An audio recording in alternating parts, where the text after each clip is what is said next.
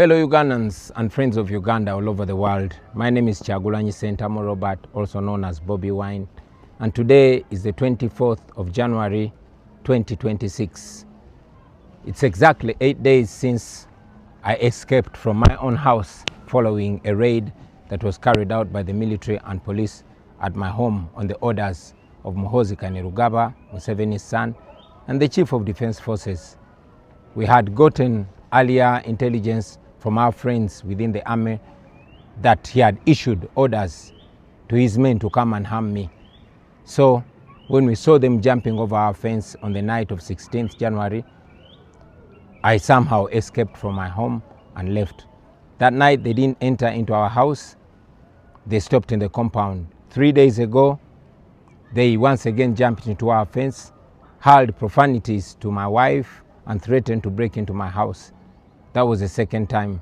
Now last night was the third time for them to raid us. They came in hundreds, according to my wife.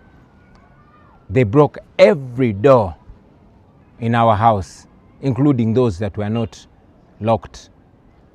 They took away all our documents, from academic documents, land title deeds, and all important documents. They took every gadget, phones, chargers. They took our internet system. They even took all the laptops, including children's school laptops. They also took away our CCTV camera system and destroyed anything that they could destroy, broke glass and cut even our chairs. They put my wife on gunpoint, demanding that she shows them where I was. They even forced her to remove the passwords from her phone and our laptops, but she refused. Well, these and many things that Museveni's regime is doing through his son and his other people are not signs of strength. These are signs of weakness. If Museveni claims that he won the election, why is he panicking? Why is he doing all manner of terrible things? Why is he harassing people? Why is he harassing me and my family? Those are signs of shame. Those are signs of illegitimacy. Now, my message to you, fellow Ugandans, I am not in my home because I still want to be able to speak to you like I'm doing. I'm not in my home because my life is threatened. I take this opportunity, first of all, to thank the international community for the voices that they've raised, but also encourage them to keep an eye on Uganda, especially at this critical time. To you, fellow Ugandans, this is our country. All this is being done to intimidate us. They've abducted two of my deputy presidents, Lina Zedriga and Jole Tukamshaba. We don't know where they are. They've arrested Mwanga Chivumi, my deputy president in charge of Buganda region, and many other comrades, to sow fear in us. I encourage you to be strong, to be smart, to be creative. These people are not as strong as they purport, and indeed they are not as smart as they are. They failed to find me for 8 days. I also tell you that we must never give up. Uganda is our country and we must fight and liberate it. I will resurface at an appropriate time to forward our struggle. In the meantime, I'm not home because I'm trying to keep safe, I'm trying to keep alive, and I want to keep communicating to you. We shall overcome, we shall be free. People power, our power. Now, what's happening, and welcome back to this space. The reason that's why I'm doing this video, we all have been seeing this thing happening in Uganda since day one, since way back. Been happening there, and people have been being hurt. Life has been being destroyed, and I'm doing the video because after the clip that you have just watched of Boby Wine, and it's painful to see how somebody is trying to. I think Uganda system is very rigid because people are being hurt, but nobody is taking in action. People are getting hurt because Boby Wine right now he is scared in a way that he can't stay in his own country. He can't live in Uganda because now he has to escape from this whole thing. And Boby Wine is thinking that this whole thing, that they ain't smart as they think. They ain't so powerful as they think. These people just control the power, control everything, but they ain't powerful as they think. So people of Uganda, that's why he is urging you, urging you to go and fight for you. This thing is happening, he's doing this whole thing for you. He is fighting for you. He is fighting for the sake of the people of Uganda. He wants you to be living freely, with the freedom in your country. But whereby you are in a country whereby you can't do your own things freely, you are being handled in a way that like an animal, people are being just fired with the tear gas and everything. They're hurting, yeah? People are hurting, of course. But now, till when will the country be under somebody's control? Muhonzi, I don't know if Muhonzi or Muhonzi is the one to arrest, instead of giving people peace and respect and giving them, keeping themselves, he's the one now attacking people.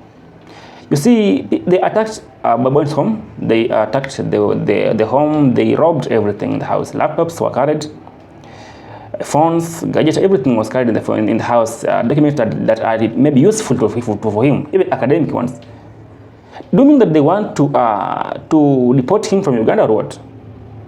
He's been born in Uganda, been there for longest years, and we know that he's from Uganda. So why are they going to his house, attack the house, break doors, and get into the house, rob the house, steal everything in the house, break the CCTV lines and everything? That's overstepping to somebody's privacy. Because as a leader in a country, I expect him to be preaching peace and everything. So don't he preach wine while drinks water? Don't he preach water while drinking wine? Because if he was a good president, you know, in Kenya we say that asiyekubali kushindwa sio mshindani. Museveni, if this thing was all about free will and peaceful, he would be allowing his people to contest with him to see who will win right, who will win freely, democratic. You know, Africa, we have been known to be a country whereby we cause chaos on small things, small matter. That there are some people who pushes us to cause chaos, who are being powerful. You saw Museveni saying that Boby Wine is being used by the whites, by the Westerners, by the Europes, by the America. Museveni hates Trump so much, of course. So he feel like Boby Wine inventing in the politics, he is trying to get into line whereby to work with the Westerners. Museveni is the one thing that he has been vying for the only one more time for him being in power. After this time, he will never vie again, because he has one petty thing that has been finished as a leader. Tell me how you've been in power for about 40 years, and the thing that you haven't been finished yet. You have been in power, you have money to do anything you want to do, but you still have some things to do as a leader. Then when will you be done and let us get in the power again? So maybe one main point is that he wants to give a way for youths also to have a name, to have power in the government, in the country, where they are calling it's their country.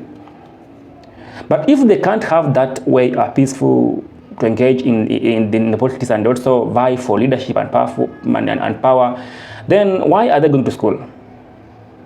So Muhonzi and his team, I think they are overstepping into Boby's privacy. They are overstepping into somebody's life, and they are costing the guy safety, the family. Even the lady is now in the hospital because he was injured somehow. And them attacking people in Uganda, raping them or something, attacking the ladies and taking them, using them, that's bad as a nation whereby we expect people to be having peace. Because it's a democratic country, we own our own power. So how comes our own people are now the one controlling us, misusing us, abusing us, just for us trying to protest for what's right for us? Everyone knows that Boby Wine won the election, but now they don't have that evidence of proving that he won. So there's no way you can prove that Boby Wine won the election. They still have to wait for the next 5 years, unless maybe, God forbid though, maybe if he dies. And if he dies, you know who steps in next? His son, right? And if anybody could step in next besides his son, will be having the powerful seat in the government of Uganda today. So Ugandan people really need to know one thing. It's either now or never. They can't fight for their own freedom, then somebody else will take away their freedom. But I'm not urging them to go and fight. or advising him to go and fight or to cause chaos, to shed blood in Uganda. Don't do that. But also, think of it as a youth. There, maybe if you are 25 years old, in the next 5 years, you will be around 30 years old. You won't be able to go and protest in the street fighting for something that ain't matter for you, because you are now getting old as time goes. So it's either now as you are young or never. So I always see Kenya as the best country in Africa, because Kenya don't tolerate some things. You can't control them. You can't go and attack somebody, a leader who's trying just to vie for power, and then you arrest him, you go there, you abuse him and everything, just to leave the seat for somebody else. So Ugandan people, I'm urging you, don't fight, don't shed blood, just do it peacefully. Don't try to make chaos, and maybe it might cost or it might cost all of you. Bobi Wine should be left alone. He must just have to do his own things, because you are the one owning the power. You don't choose who to own the power, who to lead Uganda. Tell me in the comments. Do you feel like Uganda is still a democratic country, or somebody is ruling over himself, and the power belongs to some people who are elite, or power will also one day come back to the other people who are maybe powerless? Peace. But then I'm out. Till next episode. I love you.